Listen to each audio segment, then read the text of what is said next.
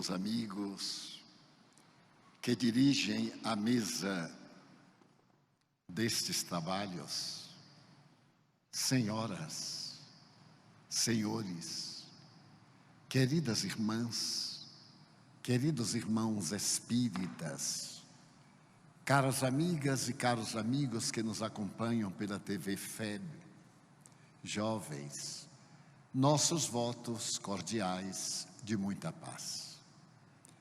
No dia 22 de novembro de 1792, na Catedral de Notre-Dame, em Paris, em pleno período revolucionário, o orador Pedro Gaspar Chaumette ascendeu ao púlpito do venerando templo gótico e diante de 15.000 pessoas que superlotavam o templo, enunciou com audácia: a França, que derrubou os Bourbons, já não tem necessidade de Deus. Para nós, Deus é uma figura desprezível que deveríamos deixar à margem e pensarmos apenas em nossa realidade. Logo depois, na convenção, o cidadão Jacques Duport levantou sua voz para dizer que a França, que pensava, não tinha nenhuma necessidade de qualquer manifestação religiosa. Meu Deus é a razão, a lógica, o conhecimento constituem os alicerces para me darem a segurança de Deus. E naquele momento, um simulacro de procissão abandonou a sacristia do templo faustoso, carregando a jovem Candeio, bailarina do Teatro da Ópera, que representava a deusa razão. Naturalmente, diante da audácia dos revolucionários, a cultura francesa experimentou um golpe mortal com a imposição do materialismo. Não era, porém, a primeira vez que acontecia na história essa audácia da criatura humana. Em pleno século XVII, depois das grandes descobertas, valorosos cientistas que não concordavam com as religiões dominantes proclamaram a necessidade de voltar o pensamento para a tradição grega, especialmente no que dizia respeito àquela exposição de Demócrito, o atomismo. A matéria, afinal, para Leucipo, Lucrécio e Demócrito, era o resultado da aglutinação de átomos, do movimento e do vácuo. Quando desses três elementos, por acaso, se dissociava, adivinha o aniquilamento e, em consequência, a morte, a ausência de qualquer manifestação de vida. Gassendi, Hobbes, Locke patrocinavam esse desatino, porque não podiam conceber que a ciência que acabara de fazer o caminho marítimo para as Índias, que demonstrara a esferosidade da Terra, que também provara não ser a Terra o centro do universo, como pensavam os gregos, como pensava a Bíblia, mas ser apenas o nosso sistema heliocêntrico, mas sem que o Sol estivesse, por sua vez, parado, já que não existe o repouso no universo, era um brado da cultura contra a ignorância da fé cega.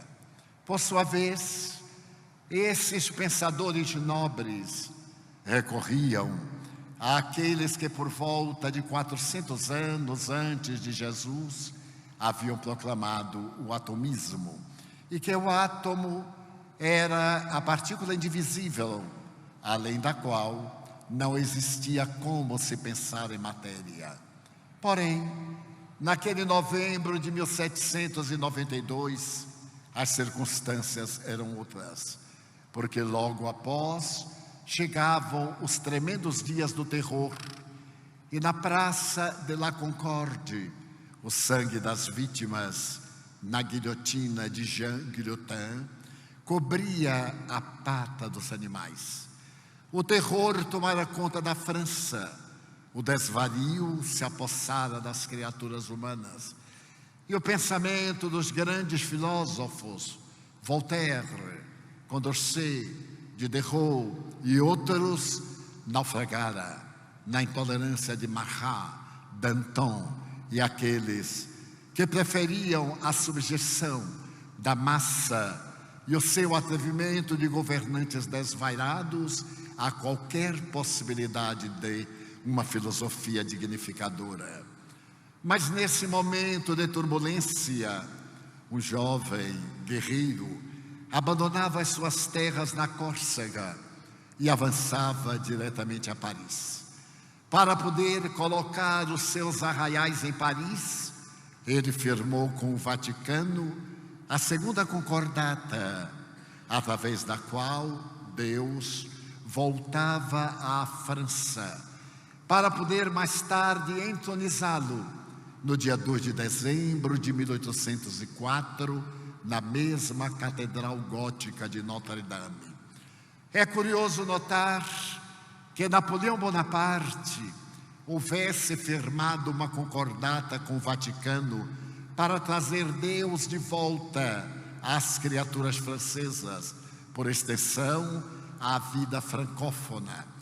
Porque o atrevimento de oradores audaciosos havia levado Deus ao desterro, e agora o atrevimento de um cabo de guerra trazia-o de volta através de uma assinatura com a representação terrestre da Santa Sé.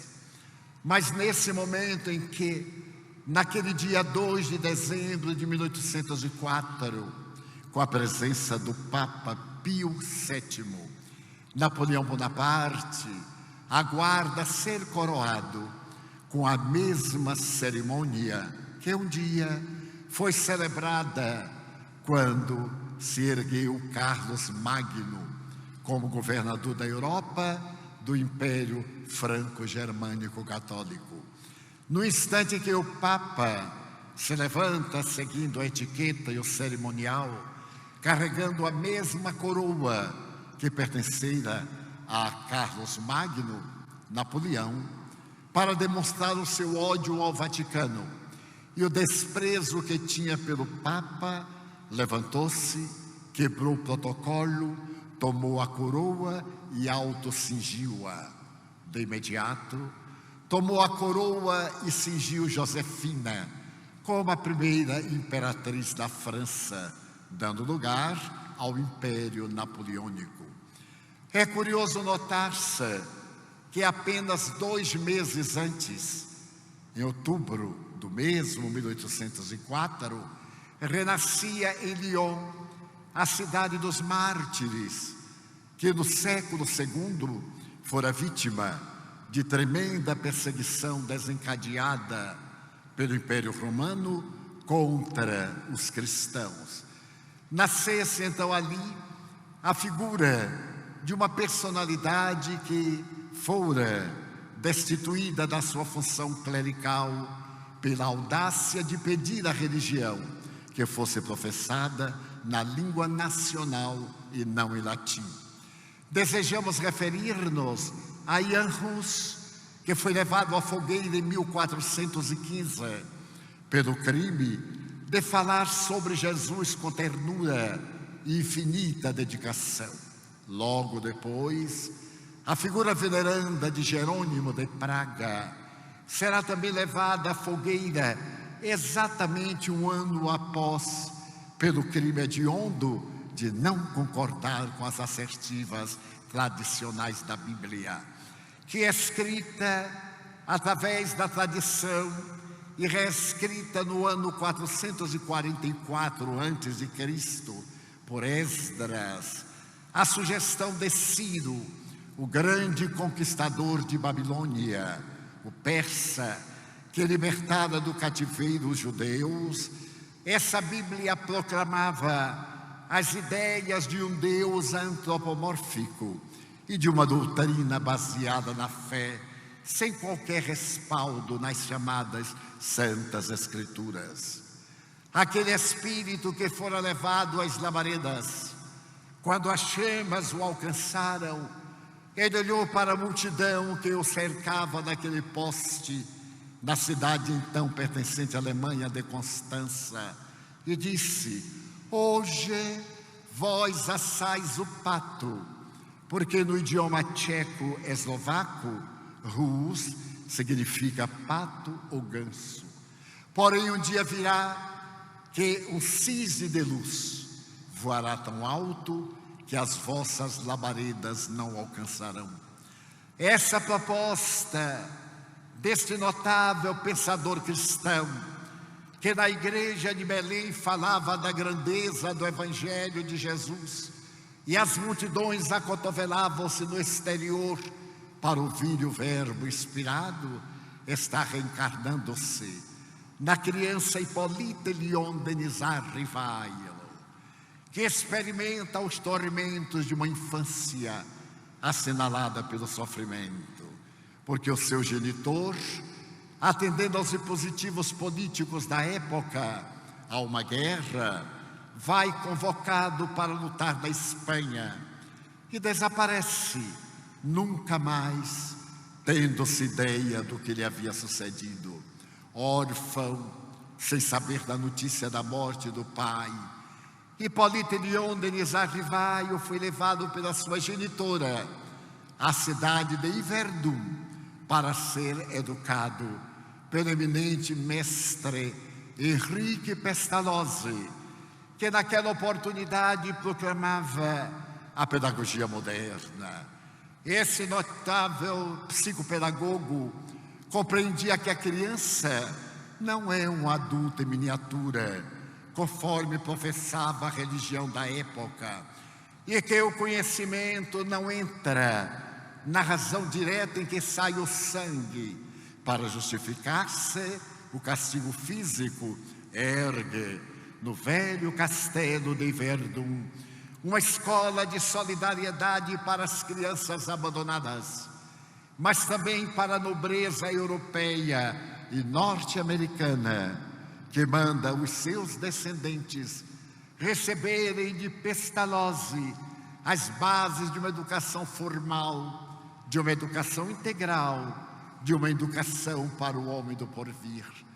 Destacando-se de maneira proeminente, Denisard Rivaio, aos 15 anos de idade, substitui o mestre na sua cátedra, quando este tem necessidade de ir a Paris para levar a metodologia pestalozziana, especialmente para adultos, à capital francesa.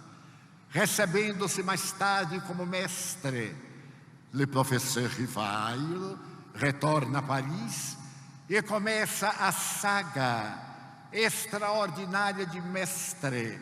Como mestre havia sido Pestalozzi, como mestre havia sido Jesus Cristo.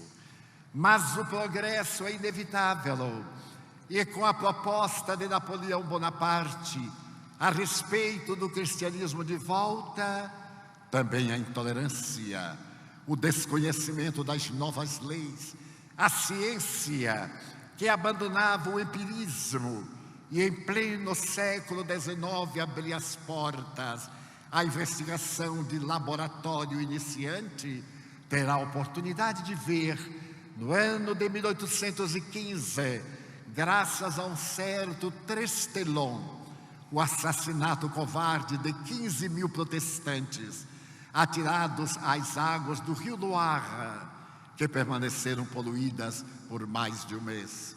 O progresso da cultura instala-se a partir da segunda metade do século XX, sendo mais importante ser conhecido em Paris e desconhecido no mundo inteiro, do que ser conhecido em todo o mundo e em Paris ignorado.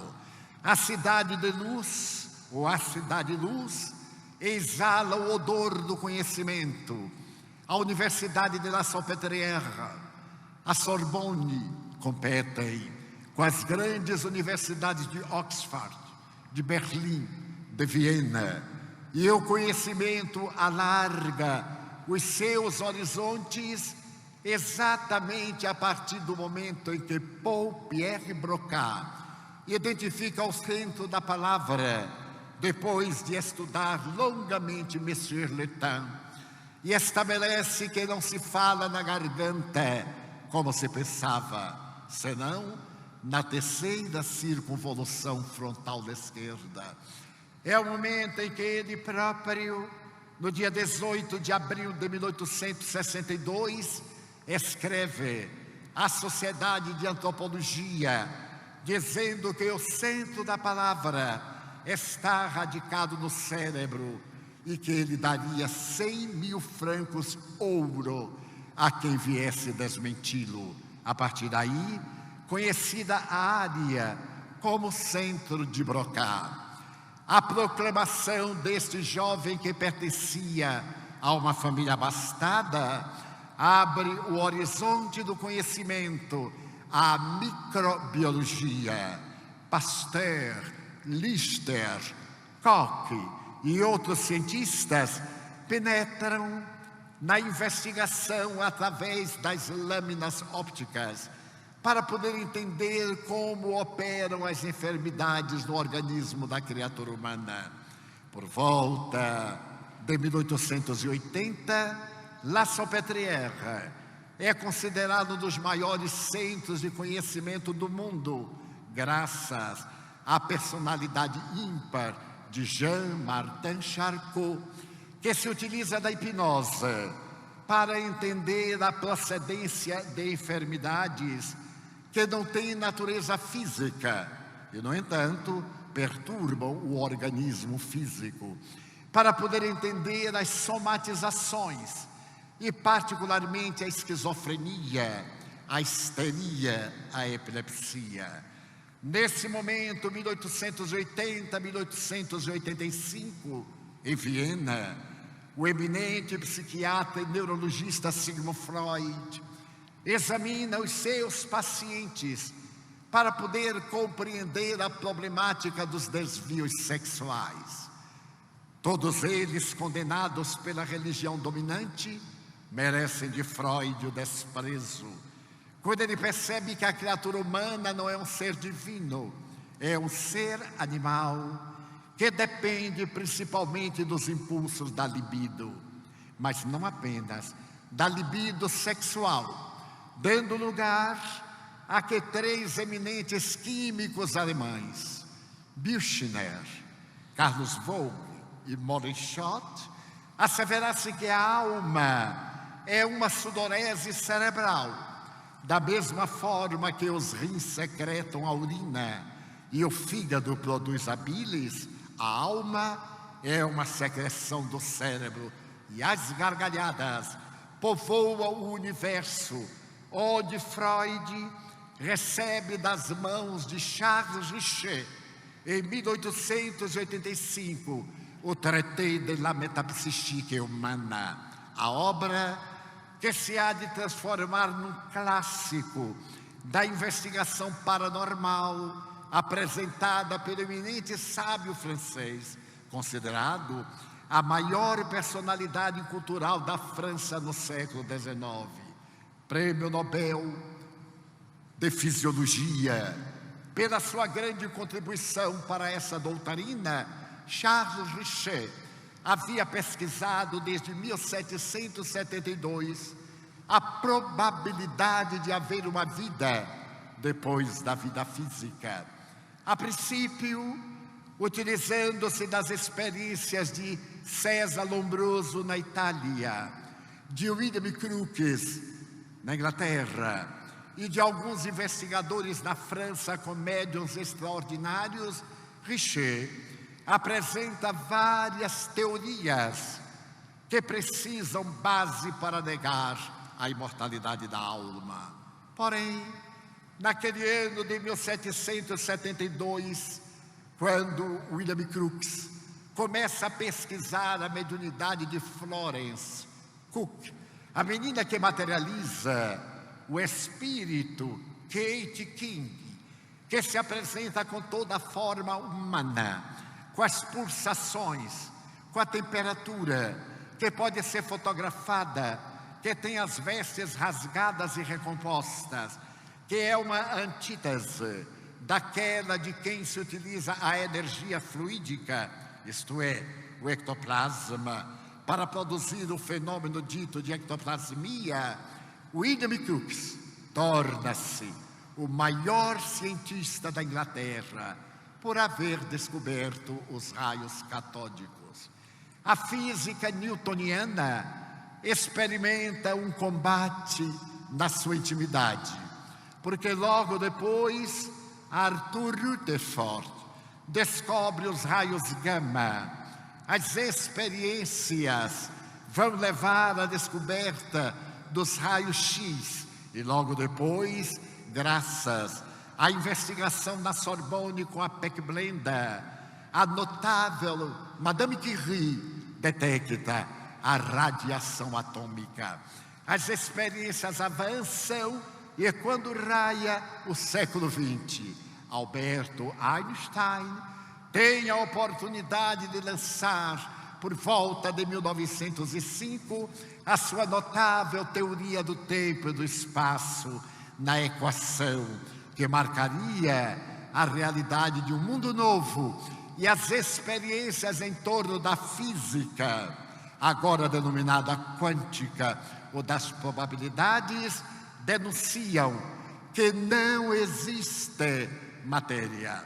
A escola de Copenhague, apresentando a teoria da complementaridade, as experiências de Oppenheimer, e de outros investigadores, dizendo-nos que somente existe a energia, que matéria é energia resfriada e energia é matéria desagregada. Horizontes imensos nesse campo abrem-se para a investigação do fenômeno da imortalidade da alma. Esse momento glorioso, digamos, por volta de 1920, quando o príncipe de Broglie contribui também para outras teorias, e a física apresenta horizontes inimagináveis a respeito do ser, dizendo que antes era necessário ver-se para crer-se. Agora não. Agora é necessário crer-se para poder ver-se, porque praticamente tudo quanto nós vemos não existe conforme nós vemos, senão como os átomos nos dão a aparência. E a ciência agora abre os horizontes para as doutrinas novas, porque a metapsíquica de Charles Richer irá abrir espaço em 1932 ao surgimento da parapsicologia.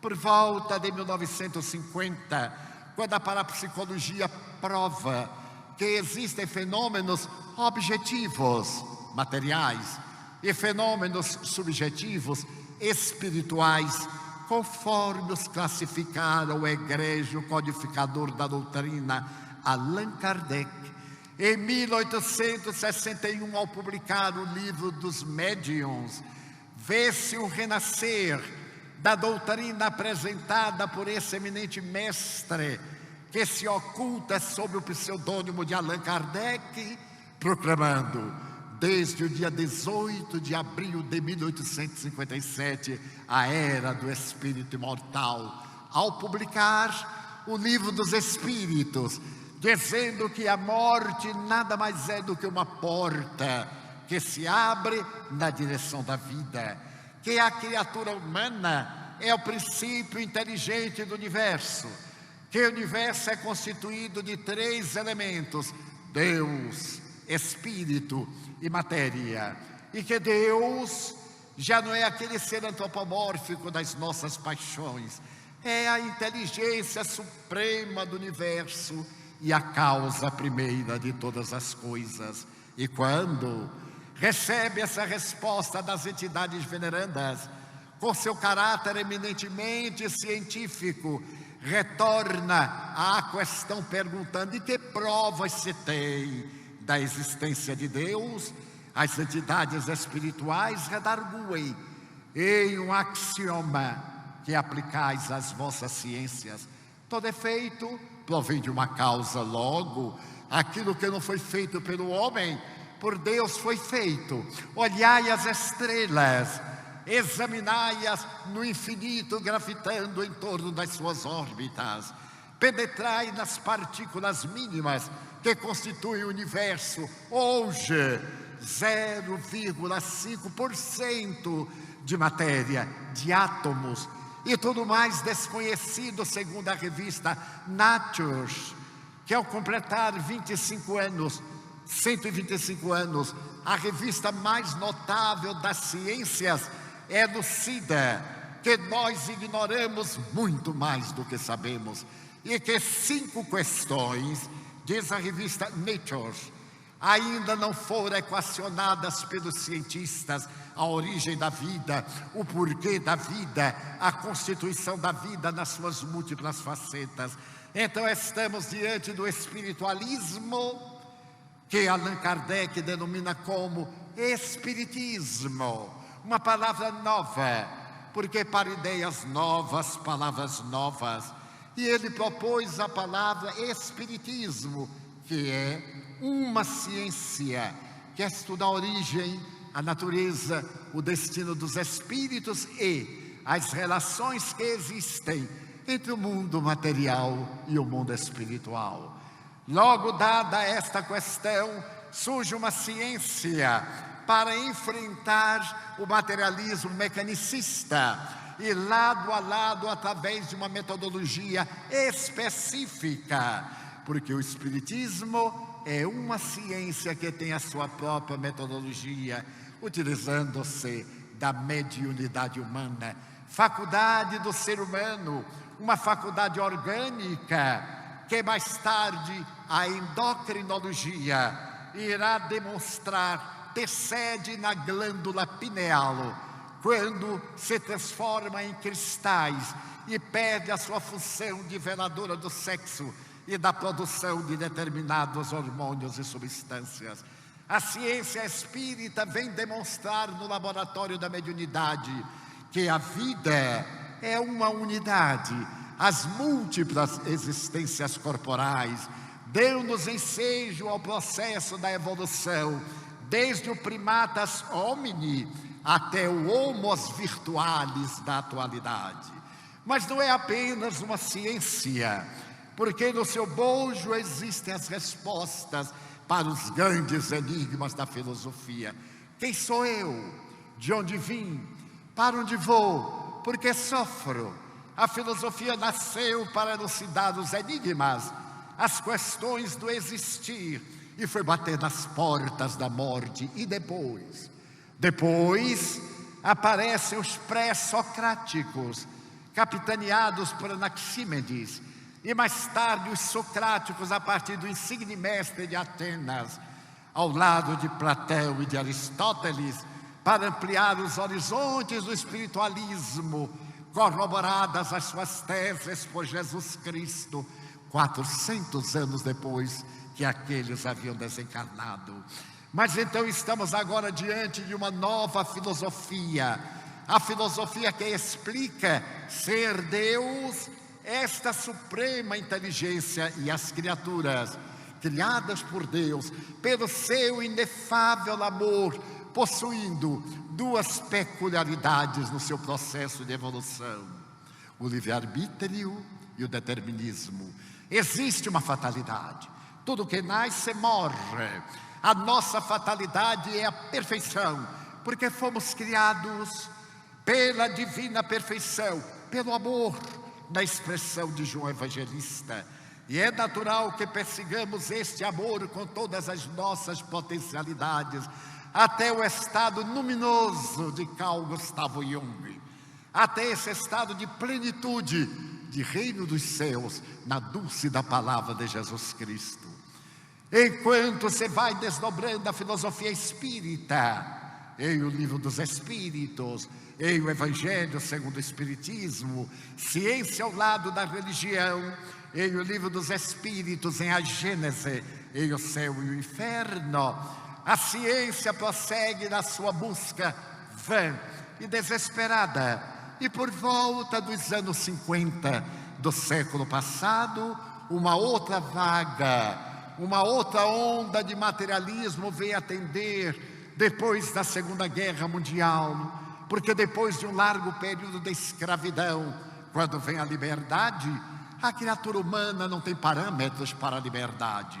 E ao invés de tornar-se livre, torna-se libertina, como vem acontecendo com a mulher, que lutou bravamente no pretérito e no presente próximo, para ter dignidade que lhe foi tirada pelo machismo ancestral, como aconteceu com esse ser especial, constituído para a maternidade e para a vida, portadora de uma força intelectiva e moral superior ao homem, a partir dos anos 60, quando logra, depois dos grandes passos para votar, para ter o direito à cidadania e adquire a sua liberdade, ela, que agora atormentada tomba no desvario do sexo sem rumo, dos devaneios de natureza mental e moral, da competição sórdida com as paixões que os homens não conseguem abandonar, com as imperfeições que Allan Kardec chama com propriedade as más inclinações e Jung chama a sombra.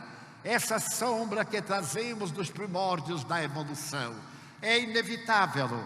Todos os anos de encarceramento rasgam-se e a liberdade torna-se libertina, para depois da grande decepção, da frustração, do vazio existencial, que se caracteriza pela depressão, pelo transtorno do pânico, pelos estados fóbicos, fazer a viagem de volta à dignidade feminina, aos valores éticos, à grandeza da maternidade, ao seio da família, como peça máxima da estrutura familiar, que é a célula da estrutura social.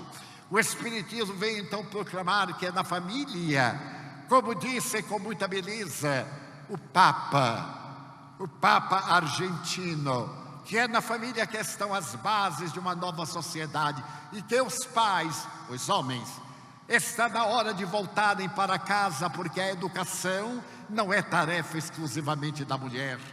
Melhor sendo-lhe ganhar menos e dar-se mais, a ganhar mais para dar muito e negar-se a dar-se a si mesmo, sem que a prole tenha exemplos e padrões de dignidade para seguir.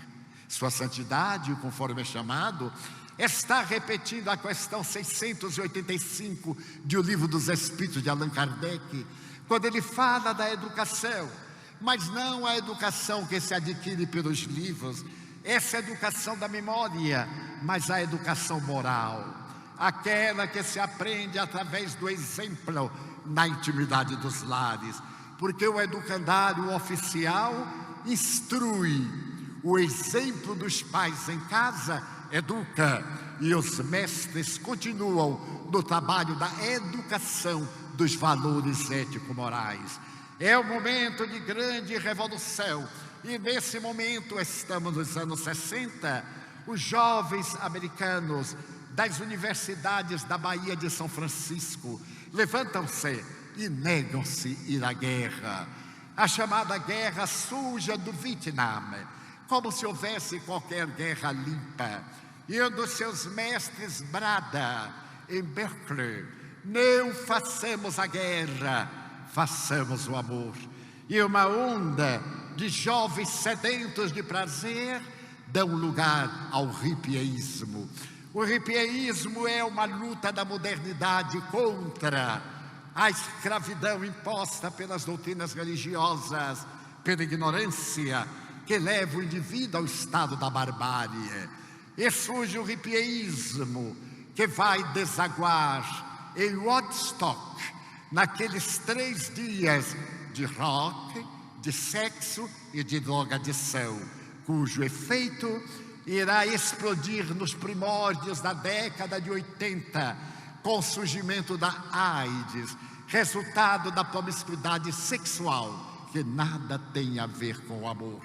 Porque se pode amar sem o exercício do sexo, e se pode praticar o sexo ao cansaço sem nenhum sentimento de amor.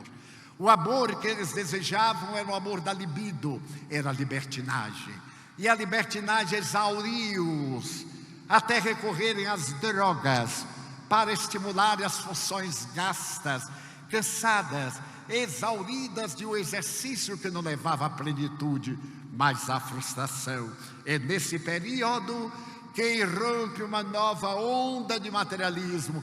Deus morreu, repetem os novos materialistas, firmados agora na filosofia de Schopenhauer, na doutrina de Nietzsche, diante do seu assim falava Zaratustra. Deus morreu, proclamava o louco na praça pública, e uma grande tristeza e silêncio caíram sobre a multidão. E ele perguntou: e agora? Quem cuidará das aves dos céus?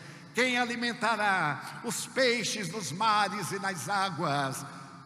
Os mausoléus, seus santuários das igrejas. Nos mausoléus está sepultado Deus, porque a ciência não necessita de Deus. E a onda de materialismo tomou conta da terra por volta de 1966 em diante, fazendo com que, nos anos 70, religiosos holandeses que viviam em monastérios proclamarem: nós somos cristãos ateus, porque nós acreditamos em Jesus Cristo. Nós temos provas antropológicas, paleontológicas, históricas de Jesus Cristo, mas não temos provas de Deus. É nesse momento que uma anarquia toma conta da criatura humana. E a doutora Hannah Wolff, essa notável psicanalista alemã, diz que a presença de Jesus no atavismo humano é tão forte que mesmo os hippies, que ele não prestavam maior consideração, não suportaram viver sem ele e elaboraram uma ópera pop denominada Jesus Superstar. É o momento em que as criaturas humanas sem Deus começam a sentir a sede de Deus e vão fazendo a sua viagem de volta aos canais da religião, à medida em que o Espiritismo demonstra, através dos fenômenos ectoplasmáticos materiais, dos transportes, das desmaterializações, das comunicações inteligentes, na psicografia, na psicofonia, em várias expressões de que se constitui, de que existe Deus e a alma é imortal. Nessa luta que estabelece naturalmente, surgem os astrofísicos. E o notável Dr. Firsov ergue-se para dizer em Londres em 1966: quero ter o prazer que eu acabei de descobrir o Espírito. O Espírito para mim é um ser integral, semelhante à eletricidade e à gravidade. Reticências. Que pensa? Eu me utilizo da palavra inglesa mind, mente, para dizer que o Espírito tem peso específico. Ele é constituído de partículas mind-omes. E logo depois, Sir James Jeans, também astrofísico, proclama: tenho a satisfação imensa de dizer que nós, os cientistas, acreditávamos que o universo era uma máquina, mas agora nós temos a certeza de que o universo é um pensamento, porque ele se contrai, ele se alarga, ele se desenvolve, ele progride. E se quereis ter ideia do universo, tomai de um avião a jato que rompe o som e atirai 3 vespas, e elas terão menos espaço para voar do que os astros do universo. O materialismo deseja implantar-se naqueles dias do fim do século XX. Mas os cientistas levantam o sé, e no dia 20 de junho do ano 2000, no Salão Azul da Casa Branca, levanta-se o presidente da República da América do Norte, o senhor Bill Clinton, para poder proclamar que naquela data realizava-se o mais notável fenômeno jamais imaginado nas ciências, especialmente nas ciências da vida. Porque agora, disse ele, graças à decodificação do genoma humano, nós sabemos como Deus criou a vida.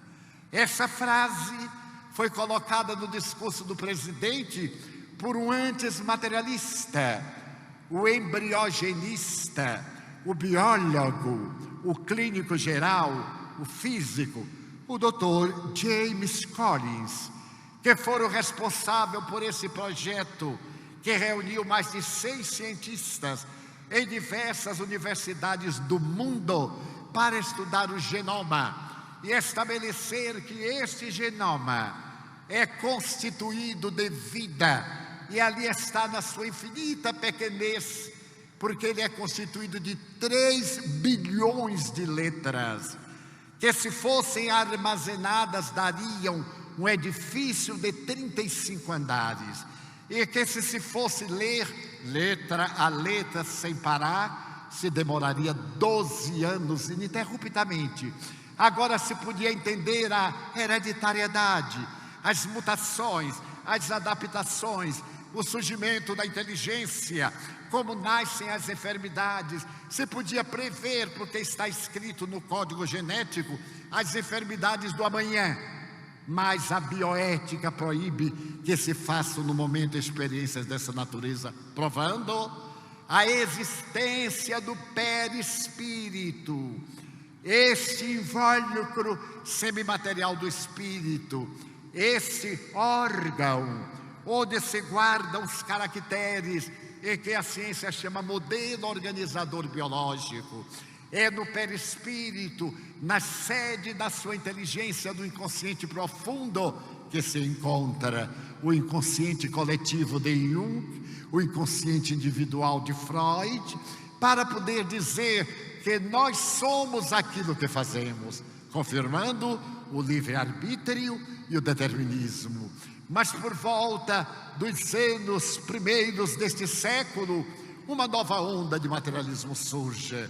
E nessa nova onda, levanta-se uma personalidade de grande cultura, o Dr. Dawson, para dizer que era necessário que o governo norte-americano reconhecesse que existe a religião ateia, da mesma forma que existem as mais disparatadas religiões. Graças à Constituição americana, ele solicitava o registro do ateísmo como religião com os mesmos direitos.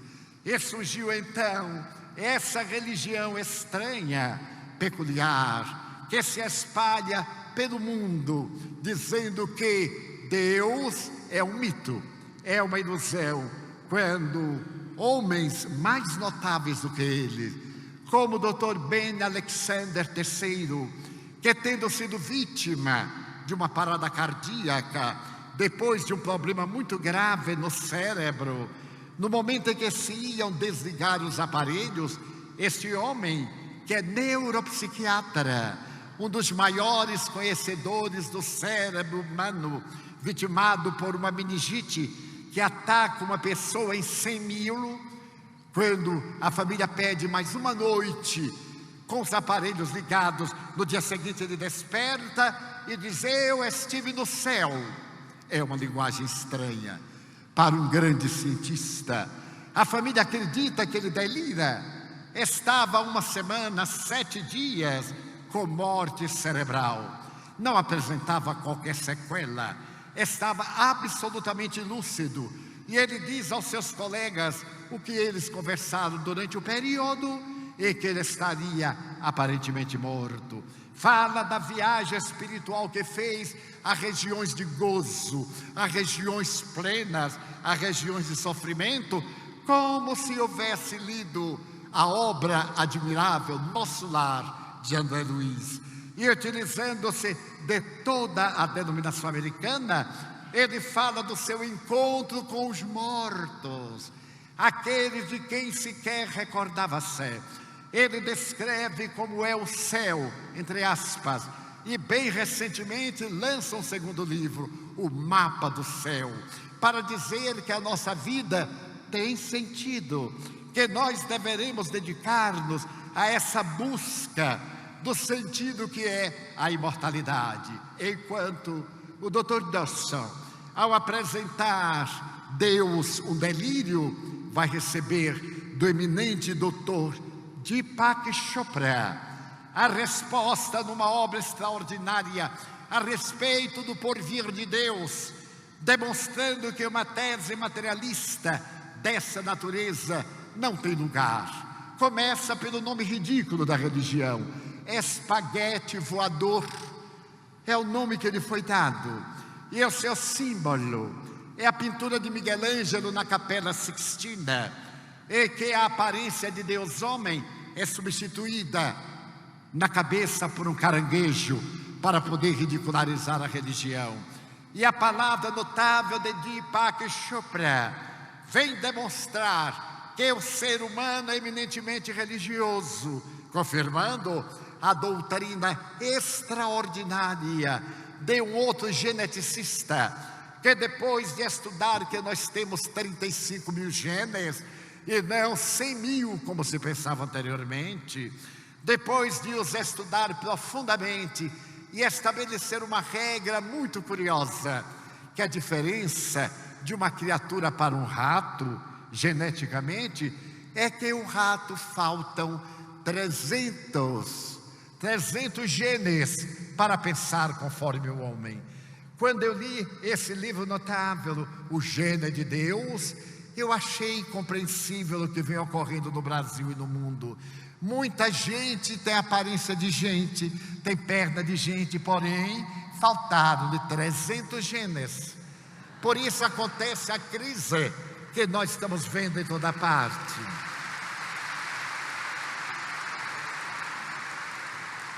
A exposição notável de Deepak Chopra, acompanhando outros intelectuais que se dobraram na ciência e defrontaram Deus, como diz James Collins, eu era materialista. Mas toda vez quando eu abria um corpo para uma laparotomia, para ver qual era a doença, eu me curvava diante desse Criador que pôde fazer esses equipamentos, que trabalham ininterruptamente dentro de uma fatalidade biológica, palavra que utilizamos por falta de outra. Mas nesse ínterim, para nos não prolongarmos demoradamente, apareceu um livro muito interessante nos Estados Unidos, porque no auge do hipieísmo, do materialismo, um professor, biólogo, botânico, que dirigiu o Museu de História Natural de Nova York por 40 anos, disse que ele, quanto mais estudava as plantas, mais acreditava em Deus, e que por isso mesmo ele possuía 7 razões pelas quais acreditava em Deus. São razões muito simples que cada um de nós pode testar. Tomemos de uma moeda de R$1, tomemos 10 e enumeremos-las de 1 a 10 em ordem crescente. Coloquemos-las em nosso bolso e vamos tentar uma experiência da lei de probabilidades matemáticas. Então vamos tentar retirar sem olhar a moeda número 1. A nossa probabilidade de acertar é de uma vez em 10, porque são 10 moedas. Nós tiramos a número 1 e devolvemos. Vamos agora tirar de imediato a número 2. A nossa probabilidade é de uma vez em 100. Devolvemos a 2 e vamos tirar a de número 3. A nossa probabilidade é de uma vez em 1000. E se nós formos repetindo 4, 5, 8, 9, 10, a nossa probabilidade de retirarmos as 10 moedas, devolvê-las e irmos à seguinte, é de uma vez em 10 bilhões de vezes. Logo, eu creio em Deus. Quando eu vejo, por exemplo, que a atmosfera da Terra mede 60 quilômetros, mas não foi por acaso. Alguém, algo, qualquer coisa pensou. Somente podemos viver porque essa atmosfera é de 60 quilômetros, porque os aerólitos, os meteoros e meteoritos que caem sobre a Terra e são ralados nessa atmosfera, são em número tão grande que se a atmosfera fosse mais rala, seria impossível a vida no seio do planeta terrestre. Creio em Deus ao verificar que o Sol, a 150 milhões de quilômetros, foi colocado por alguém que pensava nessa probabilidade, porque se o Sol estivesse mais perto de nós, seria impossível, porque os raios ultravioletas, os raios caloríferos e outros nos destruiriam. Mas ele foi colocado a uma distância própria para que a vida se manifeste. Quando eu penso que o dia tem 24 horas, diz ele, eu começo a supor, vamos dizer, que o dia tivesse 240 horas, 120 horas de dia, 120 horas de noite. A vida era impossível, porque nas 120 horas de treva, tudo congelaria. E aquilo que sobrevivesse, morreria no dia seguinte, durante 120 horas de ardência do sol.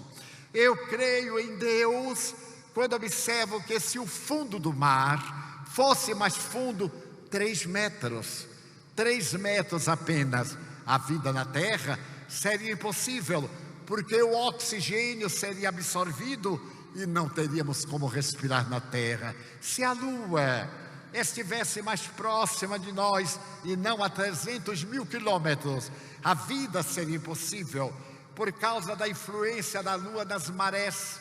Levantaria marés tão altas, se estivesse mais próxima, que elas varreriam a Cordilheira dos Andes e os Himalaias. E se estivesse mais longe, a vida seria totalmente impossível. Então, eu creio que algo, alguém, um pensamento criou a vida, por esta razão.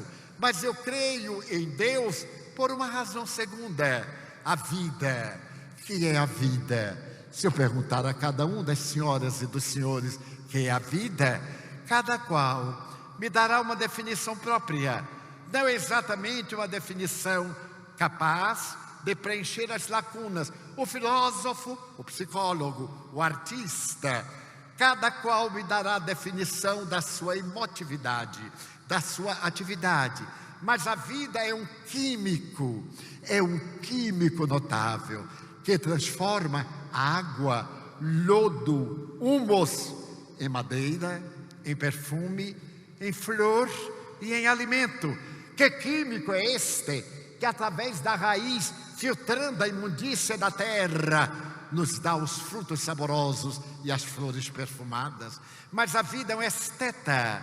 Ele assevera que não existem 2 folhas iguais em todas as plantas do nosso planeta. Cada folha tem a sua própria peculiaridade, como na ficha datiloscópica. Cada um de nós tem a sua própria impressão digital. Alguém pensou algo, então eu chamo Deus. Creio em Deus. Terceiro, por causa do instinto dos animais. Nós que temos instinto, dizemos, eu não reagi por instinto. A pessoa pisou no meu pé e por instinto eu dei-lhe uma cotovelada. Mas o que é o instinto? Qual é a sede do instinto? Até hoje, os entomologistas, os cientistas que estudam os insetos, não descobriram na vespa um ponto especial que ela possui. Quando a vespa vai desovar, notem bem, ela sabe que vai morrer. Uma vespa nunca viu os seus descendentes, mas ela sabe também, pelo instinto, que os seus filhos já nascem adultos e com fome. Até parecem nordestinos brasileiros, nascem adultos e esfaimados. Então ela sabe uma outra coisa, que para as vespas recém-nascidas viverem, necessitam comer carne viva. Se comer carne morta, morre. Então ela faz uma viagem até encontrar um outro inseto, a encontrar um gafanhoto, um outro qualquer, e dá-lhe uma picada com tanta exatidão que o gafanhoto fica imobilizado. Os cientistas ainda não encontraram o lugar em que a vespa dá a picada. Ele fica paralisado, ela carrega-o, faz um buraco no chão, coloca-o, carne viva, e desova na parte do abdômen. Quando nascem seus filhos esfaimados, começam a comer o gafanhoto nas partes não mortais, não essenciais.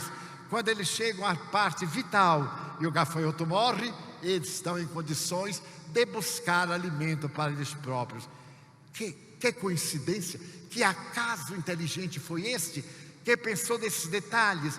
Mas se isso nos impressiona, o João de Barro das nossas florestas, quando chega o inverno, ele trepa nas árvores, certo de que a vida dos seus descendentes está salva, porque no verão passado ele colocou o bico na direção do vento e descobriu de que lado ia ventar no inverno. Então ele construiu a sua casa colocando a porta no lado oposto dos ventos hibernais, porque senão os ventos do inverno matariam a sua prole. E nunca se enganaram. O que mata de inveja é o serviço de meteorologia, que a cada hora tem um mico na sua estrutura. Mas que ensinou quem? Como explicar? Mas se isso é perturbador, lembremos-nos das enguias. As enguias do mundo inteiro, quando vão reproduzir-se, morrem depois. E elas viajam de todas as águas terrestres na direção das Bermudas, as águas mais profundas do planeta. Ali desovam, ali morrem. E os seus descendentes, quando atingem a maturidade, viajam e vão para os lugares de onde saíram seus pais. E nunca ninguém encontrou uma enguia americana em águas europeias ou vice-versa. Quem lhes ensinou? O instinto. Mas o instinto vai além de uma inteligência primária, como disse o codificador, é quase uma inteligência embrionária. Mas eu creio em Deus por um quarto fator. Este fator é a própria vida, é a partícula que nos dá a existência. Nós somos hoje na Terra 7.250 bilhões de criaturas. Se formos reduzidos à célula inicial e acabarem-se todas as criaturas, nós cabemos no dedal de costureira. A humanidade inteira cabe no dedal de costureira. Em cada um desses elementos está a calvície, está a enfermidade que o vai vitimar, estão os elementos constitutivos da sua aparência. E se por acaso desaparecessem todos e ficasse apenas um desses elementos de um raio de sol, o heliotropismo faria que este elemento se dividisse em dois, a cisciparidade, se dividisse em 4, 16, e em apenas 11 bilhões de anos nós teríamos repovoado a Terra. Por isto eu creio em Deus, mas eu creio em Deus por uma quinta razão, que se chama inteligência. Somente através da inteligência que podemos imaginar, conceber essa causa cáusica que dispensa quaisquer informações, que pulsa neste universo que se expande, neste universo que se contrai.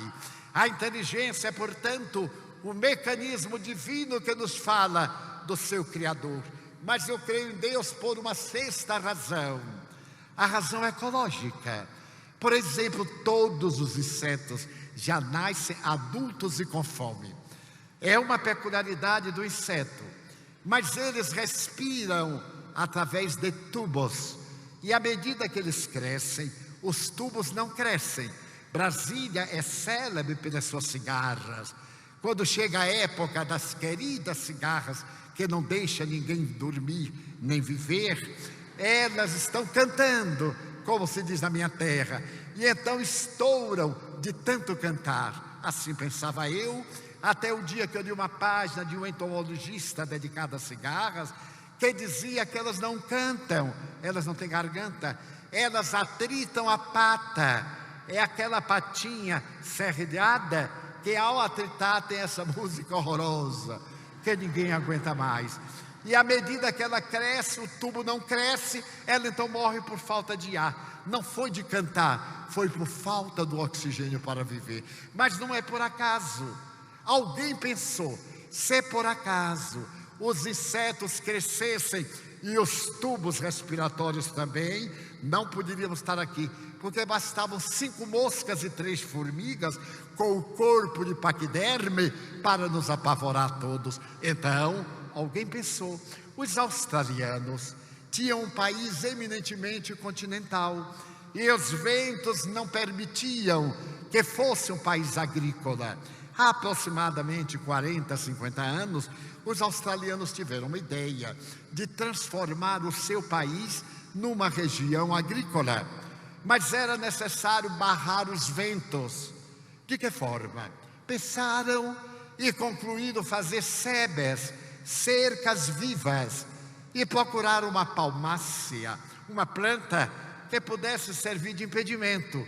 E então fizeram cercas de palmas, que foi providencial a tomada da atitude, porque os ventos chegavam e batiam naquele obstáculo.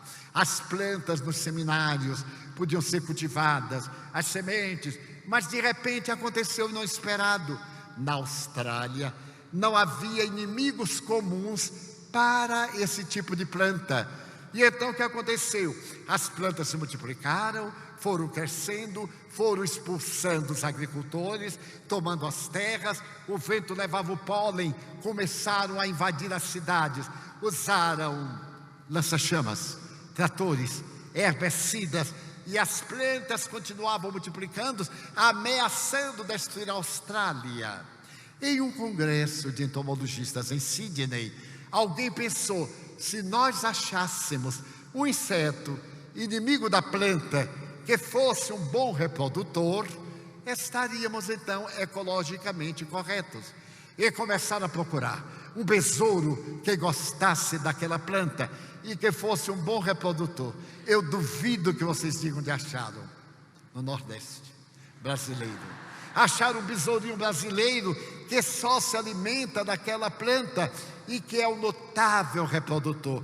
Levaram os besourinhos brasileiros, jogaram e eles começaram a sua tarefa ecológica, alimentando-se dos cactos. E em breve veio um susto. Era tanto besouro que a Austrália ficou com medo de ser devorada pelos besouros. Deu-se o equilíbrio, porque ficaram besouros para cactos e cactos para besouro. E a Austrália é hoje este notável país, graças à lei da ecologia. Mas eu creio em Deus por um 7º fator, que se chama a imaginação. Só podemos pensar em Deus através de uma imaginação, utilizando-nos do abstrato para o concreto. Como conceber-se Deus? Será Deus, no tempo que eu estudava, um substantivo concreto ou um substantivo abstrato? Quando eu estudei, há pouco tempo, quando eu era jovem, Deus era abstrato, porque nós somente podíamos conceber. Na nova colocação, Deus é concreto, porque tudo aquilo que nós cremos, pensamos, é concreto, porque Ele existe, então é concreto. Eu vou ficar com as duas, metade concreto, metade abstrato, porque eu não perco o que aprendi e adiciono experiência nova. Então nós poderemos ver que é através da imaginação. O Salmo 19, versículo 1 diz o seguinte: os céus proclamam a glória de Deus e o universo a obra das suas mãos. Em uma noite sem luz artificial, neste planalto fantástico que é Brasília, saiamos por uma estrada e olhemos as estrelas. Nós então diremos: eu vejo milhões de estrelas, e nos enganamos. Somente podemos ver 5.000 estrelas a olho nu, isto é, 2.500. Quem achar que eu estou equivocado, conte hoje à noite. Mas, se nós usarmos um binóculo, poderemos ver 15.000. Se usarmos um telescópio doméstico, podemos ver 150.000. Se usarmos o telescópio de Monte Palomar, poderemos ver 30 milhões. E se usarmos o Hubble, que está circulando em volta da Terra, poderemos ver aproximadamente 1 bilhão de estrelas em nossa galáxia, que tem aproximadamente 200 bilhões de estrelas. Estrelas que já desapareceram há milhões de anos, mas que só agora a sua luz está chegando até nós. Então eu posso dizer: aquela estrela é Alfa do Centauro, é Arcturus, é a estrela da Virgem. Mas como sabe, é uma estrela de primeira grandeza, porque a sua temperatura é de 11.000 graus centígrados. O nosso Sol tem a temperatura de 5.660 graus centígrados. É uma estrela meio envelhecida e está caminhando para a morte, porque ela se consome. É a segunda lei da termodinâmica, a lei da entropia. A vida, para viver, consome energia. Para que o Sol possa sustentar o arquipélago de astros que ele constitui o sistema, ele converte em energia 240 milhões de toneladas de massa por segundo. Equivale dizer que ele vai morrer, ele vai se transformar numa estrela anã e vai desaparecer. Eu proferi uma conferência sobre astronomia e espiritismo em uma cidade do sul e falei alguns dados assim surpreendentes. Quando eu terminei, veio uma pessoa, uma senhora, uma senhorita. Hoje é tão difícil, porque depois do silicone, depois disso, depois daquilo, a gente nunca sabe, não adianta arriscar. É bom aceitar o que aparece. Ela veio ter comigo, eu calculei 60, mas ela me disse que tinha 40. Eu não pude duvidar, porque talvez tivesse 70. Mas a verdade é que ela disse assim: Divaldo, é mesmo que o Sol vai morrer? Eu digo: é um dado astronômico. E todos nós vamos morrer? Eu digo: é inevitável. Quando isto? Eu digo: bem, daqui a 10 bilhões de anos. E ela pôs as mãos e disse: meu Deus, que será de mim que ainda não me casei? Tem tempo bastante para se casar, eu lhe disse. Então as estrelas nos falam de Deus. Se nós olharmos que existem aproximadamente 100 bilhões de galáxias, e que a cada instante as galáxias são absorvidas pelos buracos negros, ou surgem novas galáxias da poeira estelar, nós ficamos comovidos, porque meu pai trabalha até hoje, e eu também trabalho, disse Jesus. Então, nós levantaremos a língua ao véu palatino, e Deus sai do universo e vem para a nossa língua 5.000 corpúsculos gustativos para nós selecionarmos o sabor da alimentação. Então nós colocamos a mão na cabeça e tocamos o mais notável computador que se pode imaginar. 100 bilhões de neurônios, produzindo 65 aproximados neuropeptídeos ou neurocomunicadores, cantando as glórias de Deus.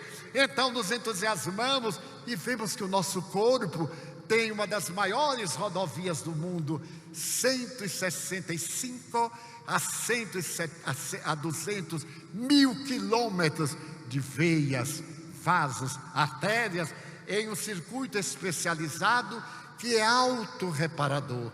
Nós tomamos um corte e morrem milhares de capilares.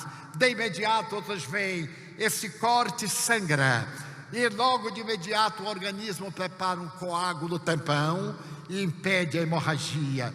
Exceção feita aos hemofílicos, que naturalmente necessitam de uma terapia muito especial. Nós então ficamos deslumbrados com os nossos rins. Cada rim nosso tem um sistema de irrigação de 108 quilômetros de veias, vasos e artérias, cantando as glórias de Deus. Mas é neste organismo que nós podemos proclamar: Deus existe, e a doutrina espírita não lhe desvela, falando-nos da imortalidade. A imortalidade que é o fruto do amor. Então, Deus desce das grandes galáxias, Ele se expande da intimidade das micropartículas humanas e Ele se torna o amor. Permitam-me narrar-lhes uma bela experiência que aconteceu nos Estados Unidos, em Palo Alto, na Baía de São Francisco, na Califórnia, onde residia o governador, que era senador da República e governador do estado. Esse homem era casado com uma das mulheres mais belas da época, porque ela era muito rica, era muito bela, era magra, já era magra, e tinha um filho. Seu filho era um encantamento, chamava-se Leland, a família Stanford. O senhor Stanford, governador e senador, casado com essa mulher extraordinária, adorava-a.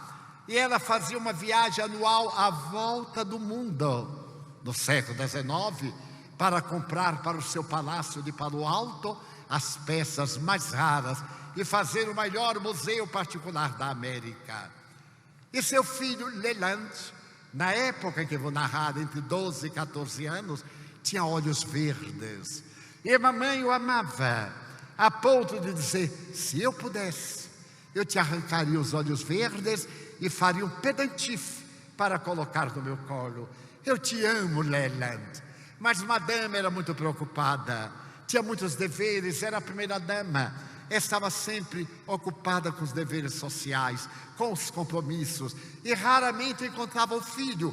O palácio imenso em Palo Alto tinha toda uma ala para Leland. E quando as amigas lhe perguntavam: e Leland? Está muito bem. Ele tem uma aia inglesa, ele tem uma babá alemã e tem uma auxiliar americana e outra francesa. Ele tem tudo. Ele só não tinha mãe, mas às vezes nem faz falta, porque tendo coisas substituem, pensa-se, a realidade da presença humana. Mas ela até que o visitava uma vez por semana, almoçavam todos juntos, os pais e Leland. Porque quando Leland acordava, mamãe estava dormindo. Quando mamãe acordava, Leland estava na escola.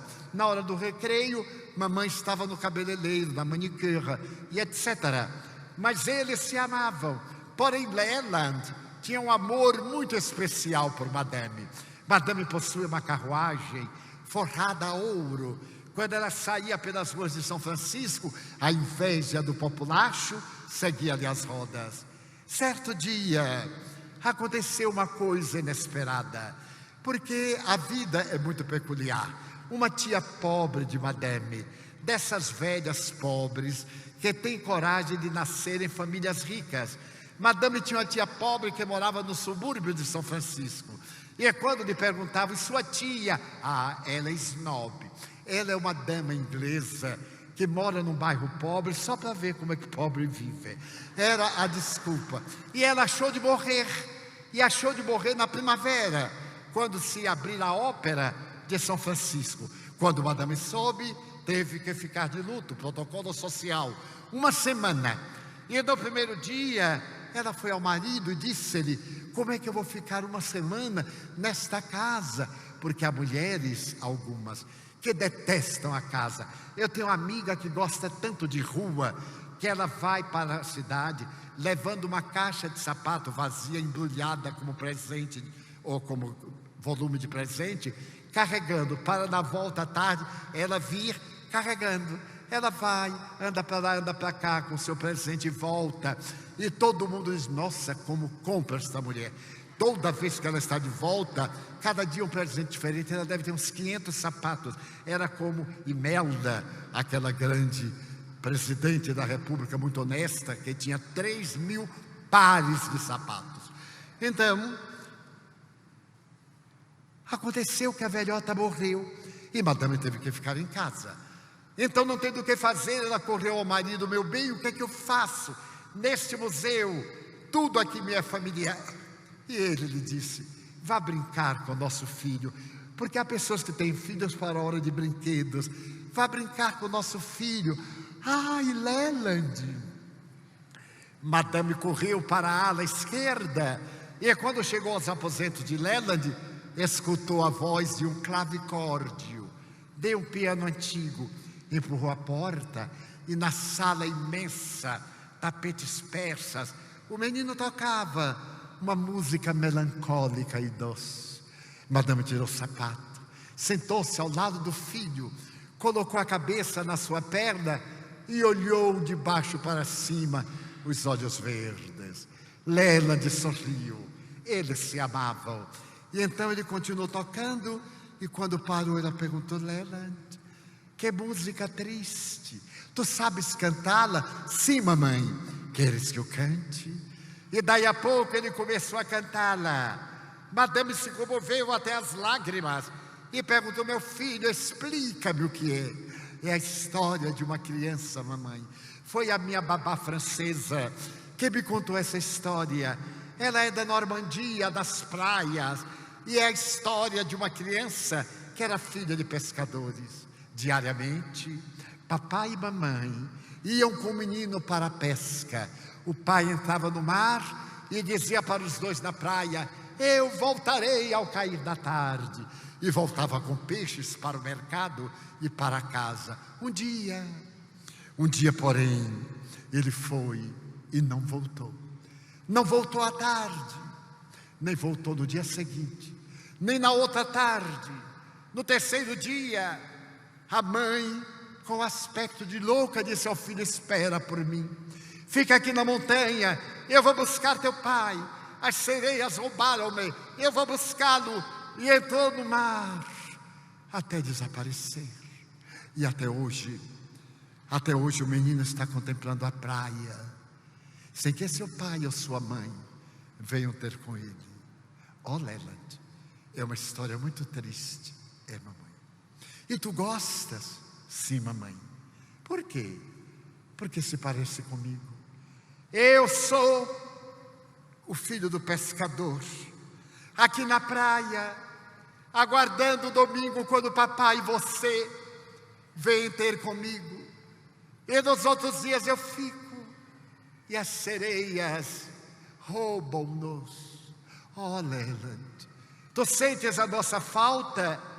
Mamãe, Leland, eu vou reverter isso. Esta semana eu estarei contigo, Leland. E Madame descobriu que amor é convivência. Só se ama quando se convive. Nós temos entusiasmo, temos espontaneidade, apaixonamos-nos pelo ego do outro. Mas o amor é resultado do atrito, das boas e das menos boas e das más qualidades. Esse sentimento de união, de compaixão, de identidade, começou a brincar diariamente com Leland, a correr, até que Leland lhe perguntou na sexta-feira, 5 dias depois: mamãe, você agora fica o dia inteiro em casa. Por quê, mamãe? Porque estamos de luto, meu filho. Mas que é luto? É que morreu uma tia nossa, e o protocolo exige que nós cumpramos o dever de ficar recolhidos, tristes pela morte do nosso antepassado ou do nosso familiar. Mamãe, quer dizer que toda vez que morrer uma tia, você fica em casa 8 dias? É, Leland. Mamãe, quantas tias você ainda tem, mamãe? Não é isso, Leland. E no sábado, uma amiga de Madame, também fútil, foi até ela e disse: descobri uma forma de retirar-te deste presídio. Descobri que em São Francisco há um orfanato. Aqueles miseráveis, aqueles desagasalhados, aquela gente sem teto, há um orfanato miserável. E eu descobri que tu podes visitar o orfanato. Eu vou comunicar à imprensa, e os jornalistas colocarão: Madame Stephan, com o coração estraçalhado de dor, foi fazer a caridade aos órfãos. Ai, que maravilha, porque caridade para muita gente é a nota do jornal. E no dia seguinte, Madame, na sua carruagem de luxo, com 2 funcionários de livrée, carregando bandejas de prata com doces, guloseimas, ia dar partida, quando apareceu na escadaria do palácio, Leland. Leland estava de roupa de veludo azul, com um chapéu e uma pluma, parecendo uma tela de Gainsborough.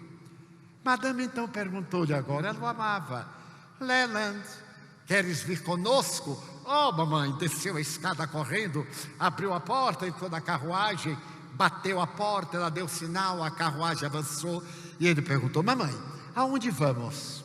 A um orfanato, Leland. Ah, mamãe, e que é um orfanato? Ué, tu não sabes o que é orfanato? Não, mamãe, lá em casa nunca se pronunciou esta palavra. Ora, Leland, orfanato é um lugar de órfãos. Mamãe, e que são órfãos? Meu Deus, as professoras de hoje não ensinam mais nada. Órfãos, órfãos. Bem, quer dizer, órfãos.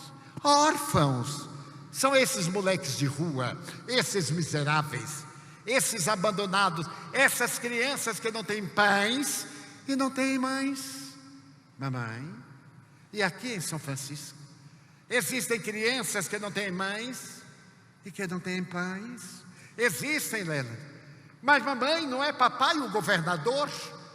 Lá em casa se atiram pães aos cães. Eu não tenho apetite. A comida é demais, porque não se dão os pães às crianças sem mães? É política, meu filho, não te envolvas, não te envolvas. É política. Teu pai sabe o que está fazendo. Mamãe, não ter mãe e não ter pão. A carruagem chegou à porta do orfanato. Os órfãos saíram. Eles são iguais no mundo inteiro, mal cuidados, o cabelo desgrenhado, a dentadura mostra, a testa larga, maltrapilhos, sorridentes ou melancólicos, indiferentes ou agressivos. E ali estavam, quando Lela viu, disse: mamãe, as crianças. Correu depois de abrir a porta da carruagem e saltar, e perguntou primeiro: como é seu nome? John? Oh, John. Ele pegou uma bandeja de prata e ofereceu guloseimas. E como comem os órfãos?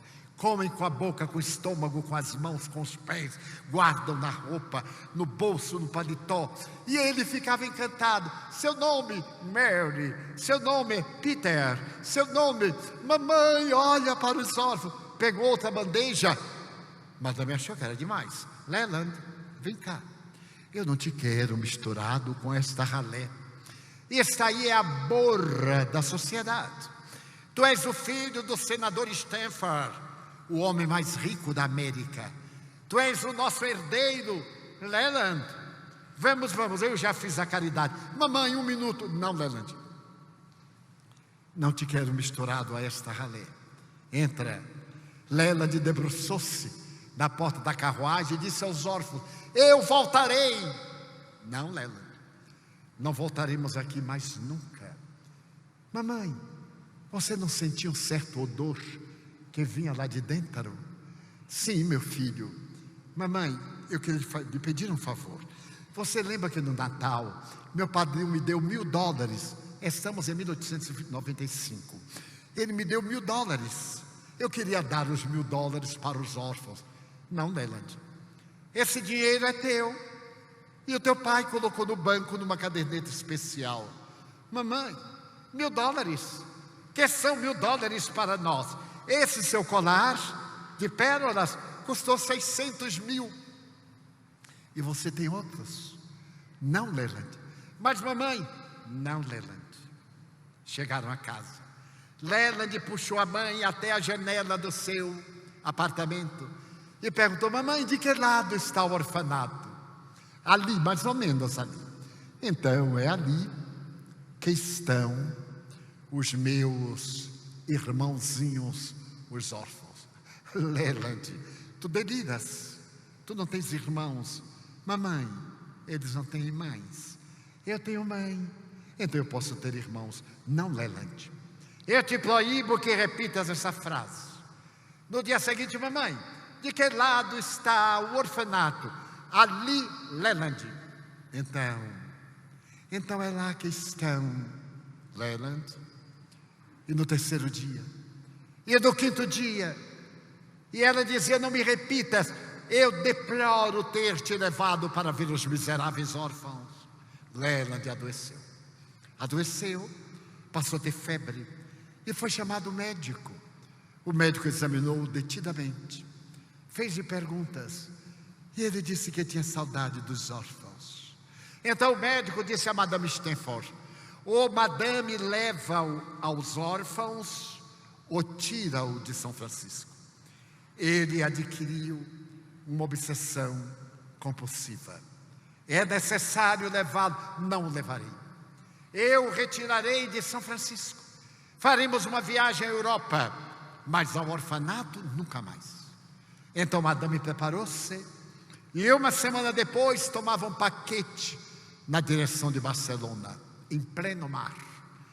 Leland foi ao tombadilho do navio, pálido, os olhos verdes, delgado. Mamãe, de que lado está a América? Naquela direção, meu filho. Ah, mamãe, então é lá que estão os órfãos. Não é, mamãe? Em Barcelona, ele fez a mesma pergunta. Atravessaram os Pirineus, entraram na França. Em Paris, ele fez a mesma pergunta. Atravessaram Calais, entraram na Inglaterra. E em Londres: mamãe, de que lado está a América? E na volta a Paris, e na viagem a Roma, no mês de agosto, o verão, a Via Ápia Antiga, o melhor hotel de Roma, Madame nos 3 andares superiores, com o filho debilitado. Mamãe, meu filho, a América está daquele lado. Então é lá. Então é lá que estão os órfãos. E Leland adoeceu, devorado pela febre amarela, que era pandêmica e era incurável na época. Chamados os melhores médicos, o diagnóstico era fatal: ele vai morrer dentro de 2 ou 3 dias. Leland delirava. Na terceira noite ele disse: mamãe, leve-me até a sacada da janela. Madame carregou seu tesouro. E ele perguntou: de que lado? Ali, meu filho. Fica bom depressa, para que eu te leve para visitar os teus irmãozinhos, os órfãos. Fica bom, Leland. Mamãe, eu estou tão cansado. Ela o colocou na cama, forrada de seda azul, os olhos verdes naquele rosto pálido. De repente, ela disse: mamãe, os órfãos estão chegando. Paul, John e Mary. Não, meu filho, é um delírio da febre. Mamãe, eles estão me chamando. Não tem vaso, Leland. Mamãe. Ele levantou-se e tomou. Madame deu um grito e caiu ao solo. Leland morreu. Quando ela despertou do delíquio, os 2 olhos verdes estavam parados. Ela desceu a pálpebra, mandou um cabograma para o marido, pediu permissão às autoridades para embalsamar o filho. E dias depois, partiu de volta à América, levando o seu tesouro num caixão de mogno de cristal. Quando chegou a São Francisco, metade da cidade foi recepcionar a rainha da moda, que ao aparecer no tombadilho do navio, era uma outra mulher. Aquele semblante antes estava agora coberto pelo véu do sofrimento. A cabeleira mal cuidada estava amarrada para trás. O vestido negro contrastava com a sua pele alvinetante. A guarda de honra do palácio carregou o caixão. E Madame disse: coloquem na carruagem e vamos ao orfanato. Eu prometi a meu filho que eu levaria ao orfanato. A Orquestra Sinfônica de São Francisco foi à frente, tocando a marcha fúnebre de Chopin. E a multidão acompanhou o féretro quando chegou às portas do orfanato. E apareceram a ralé, a dor, a pobreza, os invisíveis. Madame abriu a porta da carruagem. Meu filho, perdoe-me, meu filho. Perdoe-me, Leland. Aí estão os teus irmãos, os órfãos. Perdoa-me, Leland. Perdoa-me. O esquife foi levado para Palo Alto. E numa colina, Madame plantou o filho e colocou uma peça de mármore branco com as seguintes palavras: aqui dormem os olhos de meu filho, os olhos verdes de meu filho. Naquele ano, Madame deu $20 mil ao orfanato. No ano seguinte, Madame construiu 2 orfanatos.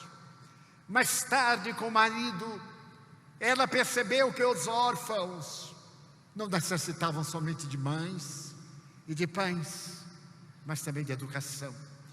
E transformou a sua mansão no que hoje nós chamamos a Universidade Stanford, na Baía de São Francisco, em Palo Alto, uma das 10 melhores do mundo.